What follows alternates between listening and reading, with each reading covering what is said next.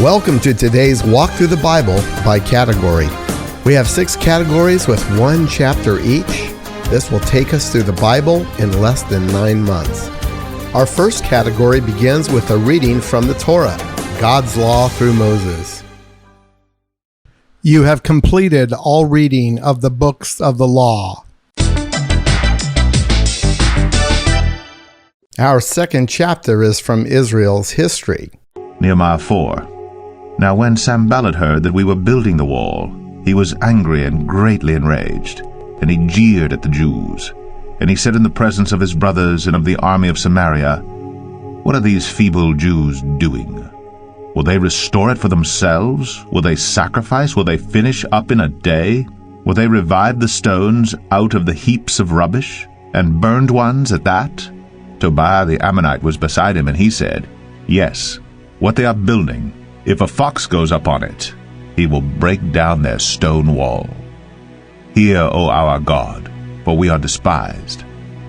Turn back their taunt on their own heads, and give them up to be plundered in a land where they are captives.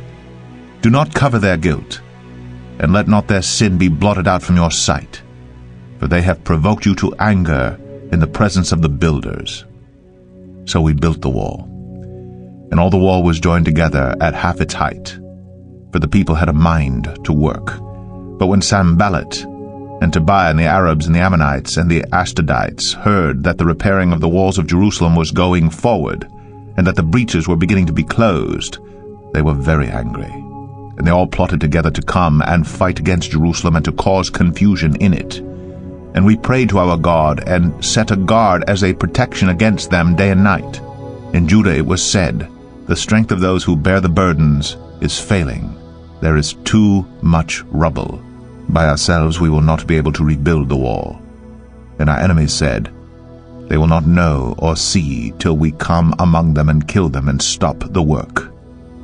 At that time the Jews who lived near them came from all directions and said to us 10 times, "You must return to us."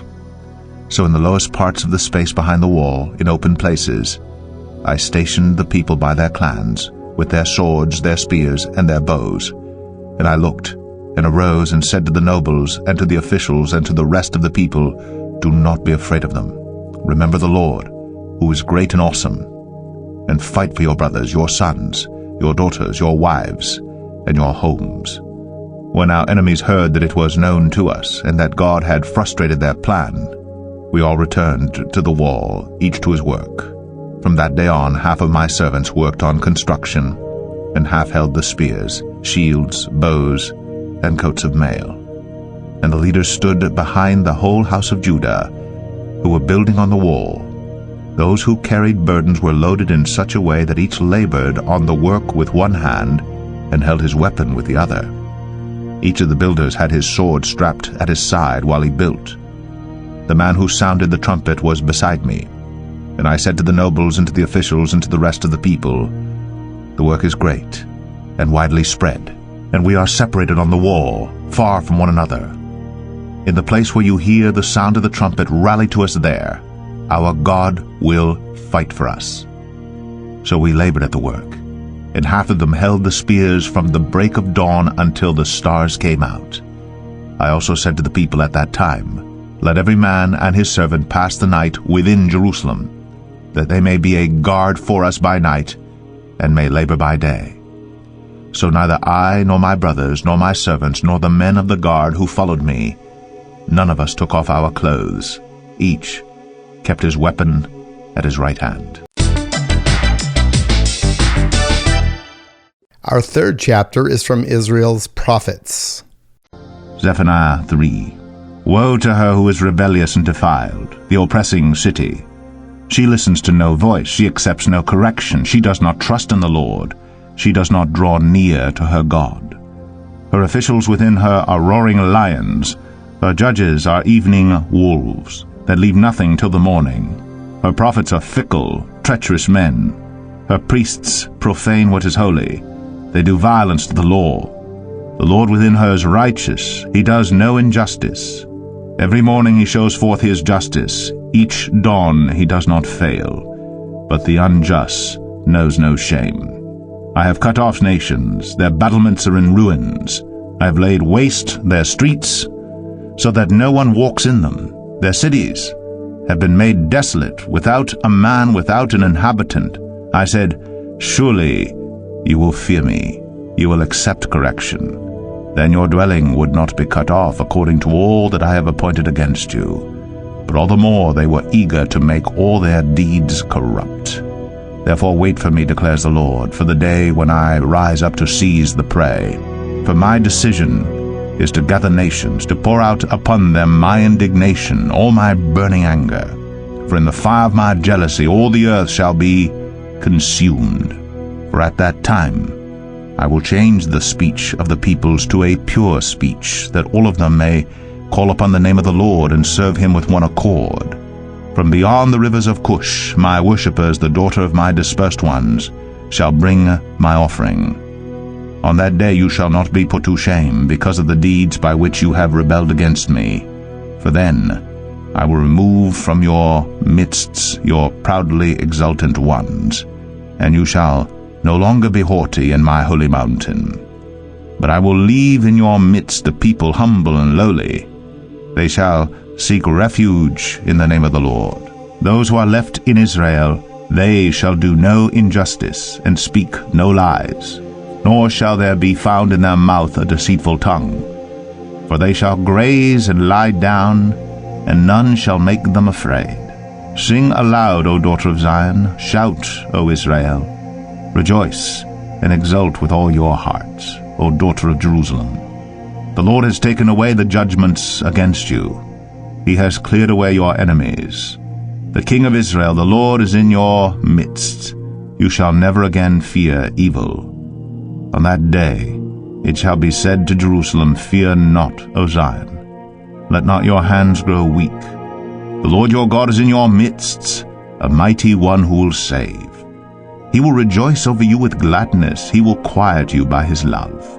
He will exult over you with loud singing. I will gather those of you who mourn for the festival, so that you will no longer suffer reproach. Behold, at that time I will deal with all your oppressors, and I will save the lame and gather the outcast, and I will change their shame into praise and renown in all the earth. At that time I will bring you in, at the time when I gather you together, for I will make you renowned and praised among all the peoples of the earth, when I restore your fortunes before your eyes, says the Lord. Our fourth chapter is from Israel's wisdom and poetry. Psalm 30. I will extol you, O Lord, for you have drawn me up and have not let my foes rejoice over me. O Lord my God, I cry to you for help, and you have healed me. O Lord, you have brought up my soul from Sheol. You restored me to life from among those who go down to the pit. Sing praises to the Lord, O you his saints, and give thanks to his holy name. For his anger is but for a moment, and his favor is for a lifetime. Weeping may tarry for the night, but joy comes with the morning. As for me, I said in my prosperity, I shall never be moved. By your favor, O Lord, you made my mountain stand strong. You hid your face. I was dismayed. To you, O Lord, I cry, and to the Lord I plead for mercy. What profit is there in my death? If I go down to the pit, will the dust praise you? Will it tell of your faithfulness? Hear, O Lord, and be merciful to me. O Lord, be my helper. You have turned for me my mourning into dancing.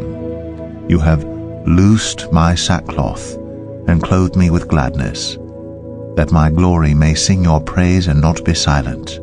O Lord my God, I will give thanks to you forever.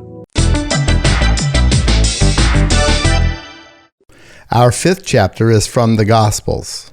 You have completed all reading of the Gospels.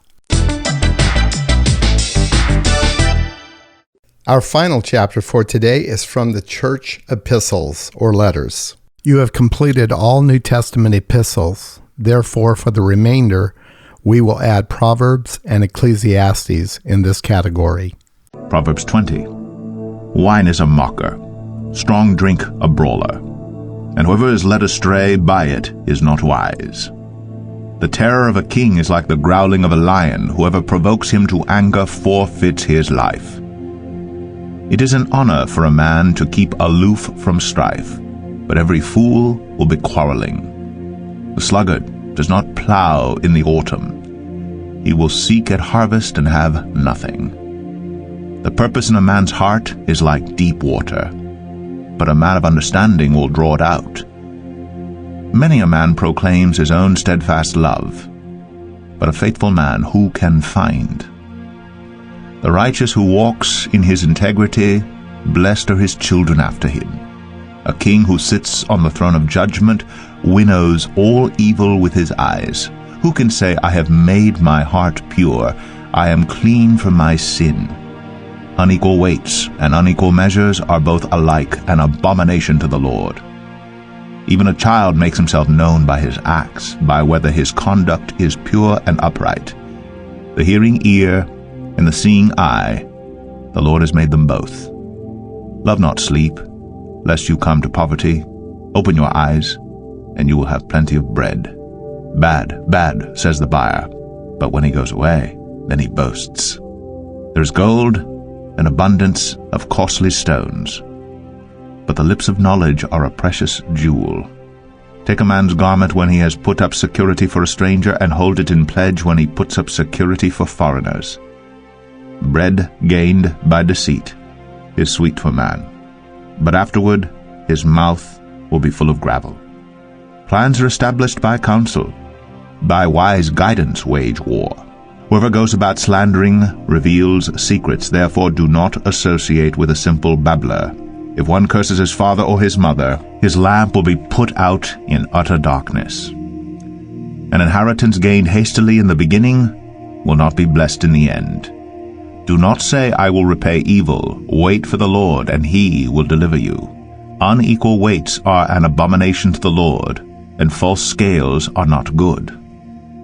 A man's steps are from the Lord. How then can man understand his way?